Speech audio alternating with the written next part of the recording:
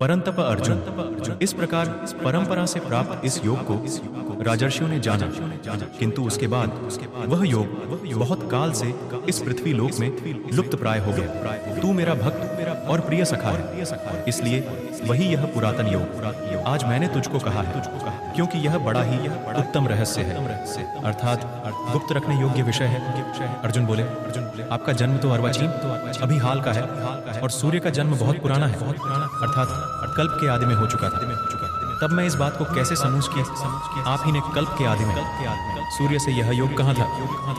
श्री भगवान बोले, हे परंतप अर्जुन, मेरे और तेरे बहुत से जन्म हो चुके हैं, उन सबको तू नहीं जानता, किंतु मैं जानता हूं। मैं अजन्मा और अविनाशी स्वरूप होते हुए भी तथा समस्त प्राणियों का ईश्वर होते हुए भी अपनी प्रकृति को अधीन करके अपनी योग माया से प्रकट होता हूं। हे भारत, जब जब धर्म की हानि और अधर्म की वृद्धि होती है, तब तभी मैं अपने रूप को रचता हूँ, अर्थात साकार रूप से लोगों के सम्मुख प्रकट होता हूँ। साधु पुरुषों का उद्धार करने के लिए, पाप कर्म करने वालों का विनाश करने के लिए और धर्म की अच्छी तरह से स्थापना करने के लिए मैं युग युग में प्रकट हुआ करता हूँ। अर्जुन,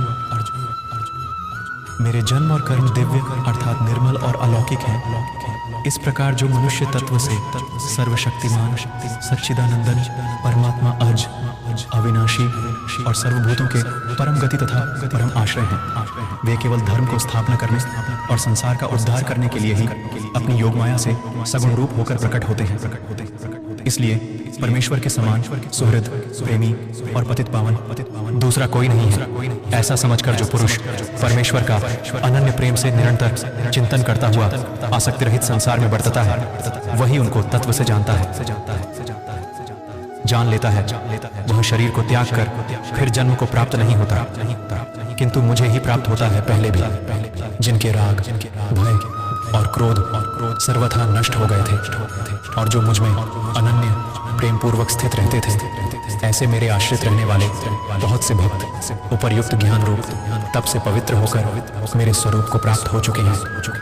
हे अर्जुन, जो भक्त मुझे जिस प्रकार भजते हैं, मैं भी उनको उसी प्रकार भजता हूँ, क्योंकि सभी मनुष्य सब प्रकार से मेरे ही मार्ग का अनुसरण करते हैं।